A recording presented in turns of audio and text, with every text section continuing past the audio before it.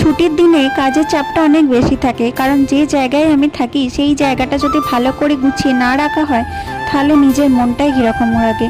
যেমন জামা কাপড় কাচা, ঘর গোছানো, বাজার করা, রান্না করা, এই সব কিছু মিলিয়ে ছুটির দিনে একটু বসার সময়ও থাকে না। তো হ্যালো এভরিওয়ান, আমার নতুন একটি ব্লগে তোমাদের সকলকে স্বাগত। তোমরা সবাই কেমন আছো? আমিও খুব ভালো আছি। আজকে ছুটির দিনে আমি সারাদিন কি কি কাজ করি সেটাই তোমাদের সাথে এই ব্লগে শেয়ার করব।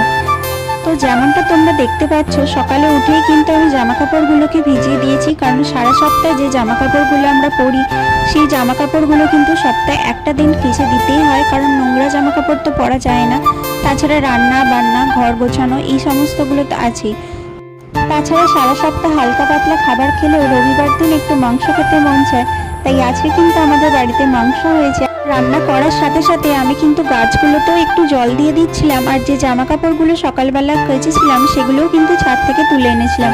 আর মাংসের সাথে খাওয়ার জন্য একটুখানি ফ্রাইড রাইসও করেছিলাম, কারণ ফ্রাইড রাইসের সাথে চিকেন কষার কম্বোটা কিন্তু খেতে খুবই ভালো লাগে। তো চলো, তোমাদের সাথে দেখা হবে অন্য একটি ব্লগে। ততক্ষণ ভালো থেকো, টাটা, বাই।